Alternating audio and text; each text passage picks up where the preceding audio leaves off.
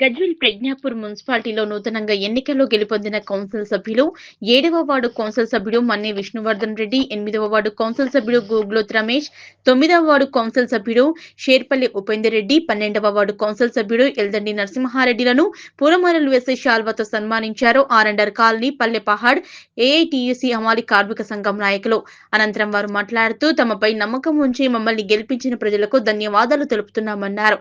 ఎల్లవేళలా అందుబాటులో ఉండి వారి సంక్షేమంకు వారి సమస్యలు తీరుస్తామని హామీ ఇచ్చారు.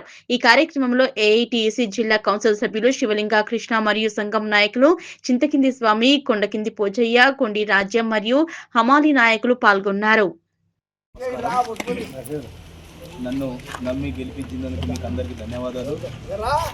ఏదైనా ఇప్పటి నుంచి మీ సమస్యలను దాన్ని చెడ్డదాన్ని అన్ని నా సమస్యలుగా తీసుకుపోయి అన్ని తీరుస్తుందని చెప్పి మాటిస్తూ ఇక్కడి నుంచి స్టార్ట్ చేయాలని చెప్పి కోరుతున్నాను.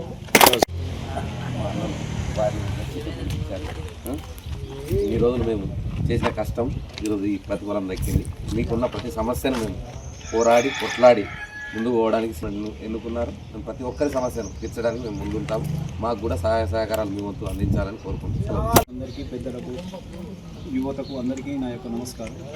ఇక్కడ మనం చేసేటువంటిది ఏంటంటే మనం ఉద్యమం అనేది ఆల్రెడీ 2016 నుంచి మనకు అన్యాయం జరిగింది. అలాంటి అన్యాయాన్ని 2016 నుండి మనం చూస్తూనే ఉన్నాం. ఎంతవరకు మనం కుంగిపోయామో ప్రతి ఒక్కరం చూస్తూ ఉన్నాం. ఈరోజు మనం చేసింది ఏంటంటే మన అన్యాయాన్ని ఏర్పడాలని ఒక కేసీఆర్ అనేటువంటి అతని గుండెల పైన, అంటే గజ్వేల్ అంటే కేసీఆర్ గుండె అనుకున్నాడు, అతని గుండె పైన మనం ఈరోజు కొట్టాం. అలాంటి పరిస్థితుల్లో మనం ఈరోజు గెలిచాం కాబట్టి ప్రతి ఒక్కరి మన సమస్య ఏమున్నది, మన సమస్యలు ఏమున్నాయి, ప్రతి సమస్యకు మనం పరిష్కారం ఎలా చూపుతామని ప్రతి ఒక్కరం కూడా ఈరోజు ఓట్లయితే ఎలా అయితే వేసామో ప్రతి ఒక్కరం కూడా అదే కమ్యూనిజం భావాలు ఉన్నటువంటి వ్యక్తులు. కమ్యూనిజం అనేది అందరి గుండెల్లో ఉంటుంది. అది తెలియకుండానే ఎదిరించినప్పుడే కమ్యూనిజం అనేది కడుపులో నుంచి వస్తుంది. కమ్యూనిస్టులు కాకపోయినా కానీ, కమ్యూనిస్టు పార్టీ కాకపోయినా కానీ కమ్యూనిస్టు భావజాలం అనేది ప్రతి ఒక్క వ్యక్తిలో అది గుండెలో ఉంటుంది. అలాంటి వ్యక్తులు ఎక్కడ కూడా తలవంచని వ్యక్తులు, ఎక్కడ కూడా